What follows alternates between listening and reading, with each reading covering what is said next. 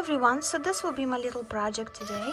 This is the sweatshirt that I purchased for my daughter. We went shopping together and she really liked it. She wants to wear it to school, but in school they have a strict policy about alcoholic beverages being displayed on any articles of clothing, and one can argue that this might be a bottle of wine. So to bypass this, I decided that I can embroider olive oil over here and it will become a bottle of olive oil and mold it perfectly with the school policy. So this is what I'm going to do today. So I have some yarn to choose from and I want to pick something that would be this dark blue to go with the theme. So we'll see which one fits better for the project. I think these two would be the closest resemblance. I think this one looks better. I will go with this one. Other items I will need is needle, a pencil to outline olive oil, and scissors. I'm going to start at the bottom right because this is where I want to connect my O to my L. I wrote it with a pencil very faintly, so you might not be able to see it, but I see it barely. I don't want it to bleed into the sweatshirt later on. I do not have a fabric pencil, so I just use the regular one. I'm also going to use embroidery technique that's called stem, and you will see here in a bit.